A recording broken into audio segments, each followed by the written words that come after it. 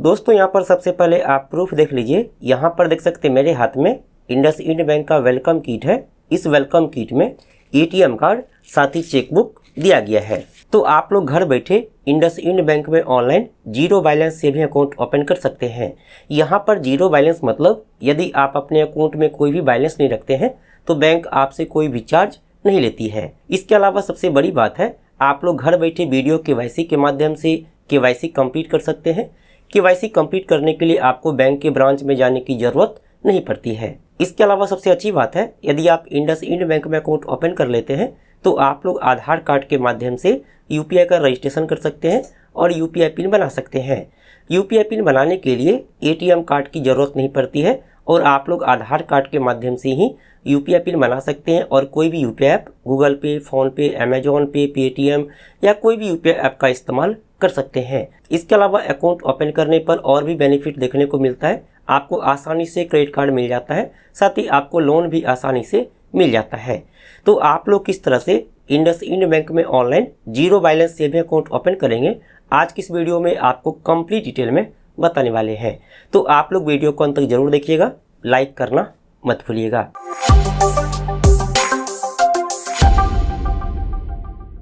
दोस्तों मैंने वीडियो के डिस्क्रिप्शन में लिंक दिया है, आप लोग क्लिक करेंगे तो इस पेज पर आ जाएंगे। इसके बाद आप यहां पर ओपन योर अकाउंट नाउ पर क्लिक करेंगे। अब यहां पर देखिए मोबाइल नंबर फिलअप करने के लिए आ गया है, तो आप यहां पर अपना मोबाइल नंबर फिलअप करेंगे। दोस्तों यहां पर मोबाइल नंबर फिलअप करने के बाद नीचे में देखिए लिखा हुआ है योर अकाउंट नंबर इज, तो जो भी आपका मोबाइल नंबर है यहाँ पर वही अकाउंट नंबर बन जाता है। और यहाँ पर देखिए लिखा है अवेलेबल। आप यहाँ पर अपनी मर्जी से कुछ भी अकाउंट नंबर रख सकते हैं। आप यहाँ पर अपनी मर्जी से कोई भी नंबर अकाउंट नंबर रख सकते हैं। जैसे कि मान लीजिए हम यहाँ पर दूसरा नंबर को अकाउंट नंबर रखते हैं, तो हम इसको यहाँ से एडिट कर लेंगे। दोस्तों यहाँ पर देखिए हमने दूसरा नंबर टाइप किया है, तो नीचे में देखिए लिखा है अवेलेबल। तो यहाँ पर जो भी आप अकाउंट नंबर रखना चाहते हैं आप यहाँ पर रख सकते हैं, लेकिन यहाँ पर अवेलेबल होना चाहिए। चलिए इसके बाद आप नीचे स्क्रॉल कर लेंगे। इसके बाद आप कंटिन्यू पर क्लिक करेंगे। अब आपके मोबाइल नंबर पर ओटीपी आएगा, आप यहाँ पर ओटीपी को फिलअप करेंगे। यहाँ पर ओटीपी फिलअप करने के बाद वेरीफाई पर क्लिक कर लेंगे। अब यहाँ पर देखिए आधार नंबर फिलअप करने के लिए आ गया है, तो आप यहाँ पर अपना आधार नंबर फिलअप करेंगे। इसके बाद यहाँ पर है परमानेंट अकाउंट नंबर पैन, तो आप यहाँ पर अपना पैन नंबर फिलअप करेंगे। चलिए हम यहाँ पर डिटेल फिलअप कर लेते हैं।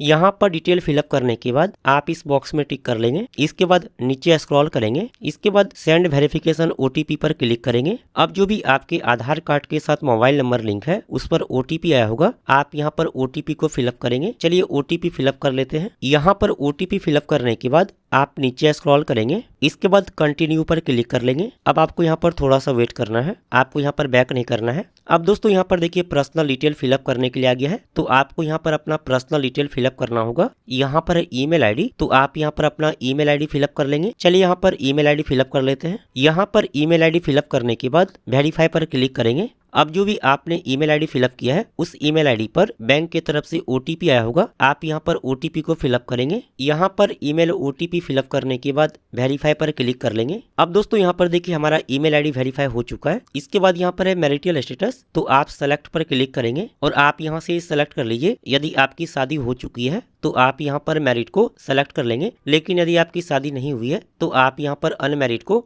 सेलेक्ट कर लेंगे। इसके बाद यहाँ पर है मदर्स नेम, तो आप यहाँ पर अपने माँ का नाम फिलअप करेंगे। इसके बाद यहाँ पर है फादर्स ऑब्लिक हस्बैंड नेम, तो जो भी आपके पिताजी का नाम है आप यहाँ पर फिलअप कर लेंगे। या फिर आपकी शादी हो चुकी है तो आप यहाँ पर अपने पति का नाम फिलअप कर लेंगे। इसके बाद यहाँ पर ऑक्यूपेशन, तो आप यहाँ पर सेलेक्ट पर क्लिक कर लेंगे और आप यहाँ से सेलेक्ट कर लीजिए आप क्या काम करते हैं। तो यहाँ पर देखिए बहुत सारा ऑप्शन दिया गया है, आप यहाँ पर अपनी मर्जी से सेलेक्ट कर लीजिए। यदि आप सैलरी पर्सन है तो आप यहाँ पर सैलरीड को सेलेक्ट कर लेंगे, लेकिन यदि आपका खुद का जॉब है, खुद का बिजनेस है, तो आप यहाँ पर सेल्फ एम्प्लॉयड को सेलेक्ट कर लेंगे। इसके अलावा यहाँ पर self employed professional, retired, housewife और स्टूडेंट भी दिया गया है, आप यहाँ पर अपनी मर्जी से सेलेक्ट कर लीजिए। चलिए हम यहाँ पर स्टूडेंट सेलेक्ट कर लेते हैं। इसके बाद यहाँ पर लाइन ऑफ बिजनेस, तो आप सेलेक्ट पर क्लिक करेंगे और आप यहाँ से सेलेक्ट कर लीजिए आप कौन सा काम करते हैं। तो यहाँ पर देखिए बहुत सारा ऑप्शन दिया गया, आप इनमें से कोई भी सेलेक्ट कर लीजिए। इसके बाद यहाँ पर है ग्रॉस मंथली इनकम, तो आप यहाँ पर सेलेक्ट पर क्लिक करेंगे और आप यहाँ से सेलेक्ट कर लीजिए आप महीने में कितना रुपए कमाते हैं। तो आप यहाँ पर अपनी मर्जी से कुछ भी सेलेक्ट कर लीजिए। इसके बाद यहाँ पर देखिए लिखा है परमानेंट एड्रेस, तो जो भी आपके आधार कार्ड में एड्रेस दिया गया है यहाँ पर वो एड्रेस शो करता है। चलिए इसके बाद आप नीचे स्क्रॉल करेंगे। इसके बाद यहाँ पर है कम्युनिकेशन ऑब्लिक करंट एड्रेस, के आधार कार्ड में जो भी एड्रेस दिया गया है यदि आप उस एड्रेस पर नहीं रहते हैं, आप दूसरा किसी एड्रेस पर रहते हैं, तो आप इस बॉक्स में टिक कर लेंगे। इसके बाद यहाँ पर है नॉमिनी डिटेल,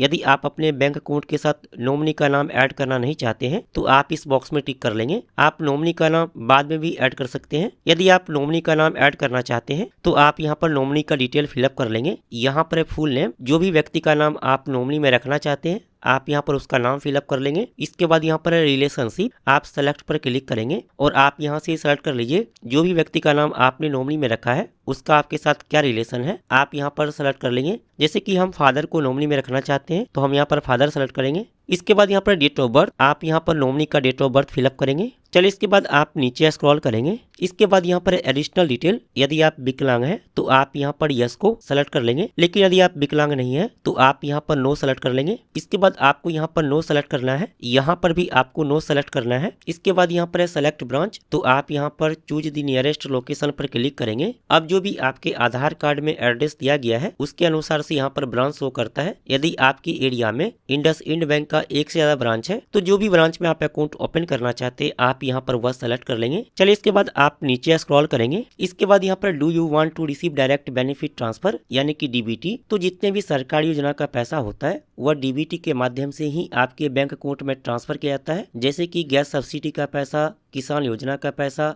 छात्रवृत्ति का पैसा, पेंशन का पैसा या फिर और जितने भी सरकारी योजना का पैसा होता है वह डीबीटी के माध्यम से ही आपके बैंक अकाउंट में ट्रांसफर किया जाता है। यदि आप डीबीटी का पैसा इस बैंक अकाउंट में नहीं लेना चाहते हैं तो आप यहाँ पर नो सेलेक्ट कर लेंगे। लेकिन यदि आप पहले से किसी भी बैंक अकाउंट में डीबीटी का पैसा नहीं ले रहे हैं तो आप यहाँ पर यस सेलेक्ट कर लेंगे। लेकिन यदि आप पहले से किसी दूसरे बैंक अकाउंट में डीबीटी का पैसा ले रहे हैं तो आप यहाँ पर यस को सेलेक्ट कर लेंगे और जो भी बैंक में आप डीबीटी का पैसा ले रहे हैं आप यहाँ पर वह बैंक का नाम फिलअप कर लेंगे। आप यहाँ पर बैंक नेम पर क्लिक करेंगे और जो भी बैंक में आप डीबीटी का पैसा अभी ले रहे हैं आप यहाँ पर वह फिलअप कर लेंगे। चलिए हम इस बैंक अकाउंट में डीबीटी का पैसा नहीं लेना चाहते हैं तो हम यहाँ पर नो सेलेक्ट कर लेते हैं। इसके बाद यहाँ पर एईपीएस, यदि आप एईपीएस को इनेबल करना चाहते हैं तो आप यहाँ पर यस को सेलेक्ट कर लेंगे। अब यहाँ पर एईपीएस मतलब आप लोग कहीं पर भी फिंगरप्रिंट के माध्यम से इस बैंक अकाउंट के द्वारा पैसा निकालना चाहते हैं तो आप यहाँ पर यस को सेलेक्ट कर लेंगे। लेकिन यदि आप फिंगरप्रिंट के माध्यम से यानी कि अंगूठा के माध्यम से पैसा निकालना नहीं चाहते हैं तो आप यहाँ पर नो को सेलेक्ट कर लेंगे। चलिए इसके बाद आप यहाँ पर सेव एंड कंटिन्यू पर क्लिक कर लेंगे।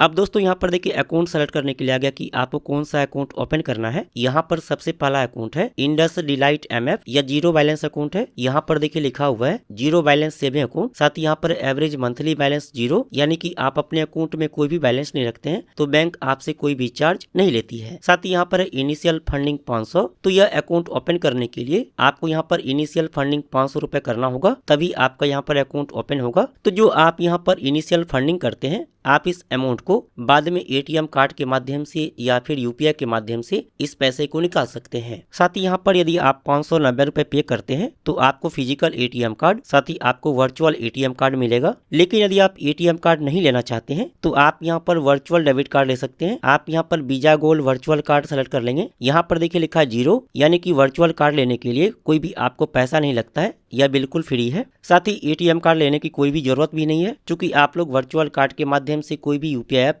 गूगल पे, फोन पे, अमेजोन पे, पेटीएम या कोई भी यूपीआई ऐप का इस्तेमाल कर सकते हैं और आधार कार्ड के माध्यम से भी आप लोग यूपीआई पिन बना सकते हैं। इसके बाद आप इस एरो का अकाउंट पर क्लिक करेंगे तो यहाँ पर देखिए और भी अकाउंट दिया हुआ है। यहाँ पर इंडस मल्टीप्लायर मैक्स एमएफ, यदि आप यह अकाउंट ओपन करते हैं तो आपको एवरेज मंथली बैलेंस 10,000 रुपए रखना जरूरी है। साथ ही आपको यहाँ पर इनिशियल फंडिंग 10,000 रुपए करना होगा। साथ ही यहाँ पर और भी बेनिफिट के बारे में दिया हुआ है तो आप यहाँ से बेनिफिट देख सकते हैं, यह अकाउंट ओपन करने पर क्या क्या आपको बेनिफिट मिलता है। आप इस एरो का अकाउंट पर क्लिक करेंगे तो यहाँ पर तीसरा अकाउंट दिया गया इंडस सेलेक्ट सेविंग्स अकाउंट। यह अकाउंट ओपन करने पर आपको एवरेज क्वार्टरली बैलेंस 50,000 रुपए मेंटेन करना होगा। साथ ही आपको इनिशियल फंडिंग यहाँ पर 50,000 रुपए करना होगा। चलिए हमें यहाँ पर जीरो बैलेंस अकाउंट ओपन करना है, तो हम यहाँ पर इंडस डिलाइट एमएप सेलेक्ट कर लेते हैं। इसके बाद हमें यहाँ पर फिजिकल एटीएम कार्ड नहीं चाहिए, हमें यहाँ पर वर्चुअल एटीएम कार्ड चाहिए। तो हम यहाँ पर visa gold virtual card select कर लेते हैं। इसके बाद नीचे स्क्रॉल करेंगे। इसके बाद आप यहाँ पर सेव एंड कंटिन्यू पर क्लिक कर लेंगे।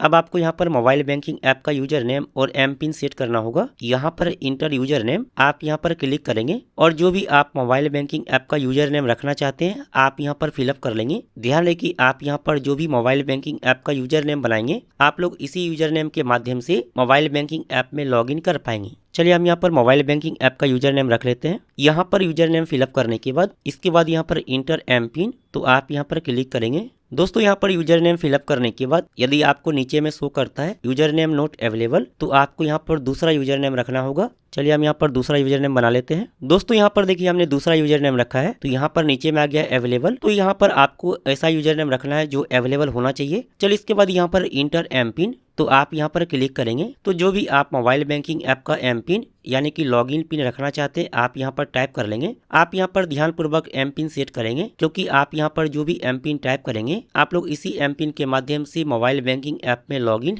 कर पाएंगे। तो आप यहाँ पर 6 अक्षर का एम पिन टाइप कर लेंगे। इसके बाद यहाँ पर री इंटर एम पिन, तो जो भी आपने यहाँ पर 6 अक्षर का एम पिन बनाया है नीचे भी आपको वही एम पिन टाइप कर लेना है। इसके बाद आप कंटिन्यू पर क्लिक करेंगे। अब दोस्तों यहाँ पर देखिए आपको अकाउंट समरी शो करेगा। जो भी आपने डिटेल फिलअप किया है यहाँ पर वह डिटेल शो करता है, जैसे कि यहाँ पर आपका नाम, mobile number, email ID, account number सारा कुछ शो करता है। चलिए इसके बाद आप नीचे स्क्रॉल करेंगे। इसके बाद आप इस बॉक्स में टिक कर लेंगे। अब यहाँ पर देखिए टर्म एंड कंडीशन आ गया है। यदि आप टर्म एंड कंडीशन को रीड करना चाहते हैं तो आप यहाँ से रीड कर सकते हैं। इसके बाद आप यहाँ पर एक्सेप्ट पर क्लिक कर लेंगे। इसके बाद आप कन्फर्म पर क्लिक करेंगे। अब दोस्तों यहाँ पर देखिए इनिशियल फंडिंग करने के लिए आ गया है। यहाँ पर देखिए ऑटोमेटिक 2,000 रुपए फिलअप किया हुआ है। आप यहाँ पर मिनिमम 500 रुपए इनिशियल फंडिंग कर सकते हैं। हम यहाँ पर 500 रुपए इनिशियल फंडिंग करेंगे, तो हम यहाँ पर 500 फिलअप कर लेते हैं। चलिए इसके बाद आप यहाँ पर पे नाउ पर क्लिक करेंगे। अब यहाँ पर देखिए पेमेंट ऑप्शन सेलेक्ट करने के लिए आ गया है। तो आप यहाँ पर डेबिट कार्ड या फिर नेट बैंकिंग या फिर यूपीआई के माध्यम से इनिशियल फंडिंग कर सकते हैं। चलिए हम यहाँ पर यूपीआई के माध्यम से पेमेंट करेंगे, तो हमने यहाँ पर यूपीआई सेलेक्ट कर लिया है। इसके बाद पे नाउ पर क्लिक करेंगे। अब यहाँ पर देखिए यूपीआई ऐप सेलेक्ट करने के लिए आ गया है। तो आप यहाँ पर गूगल पे,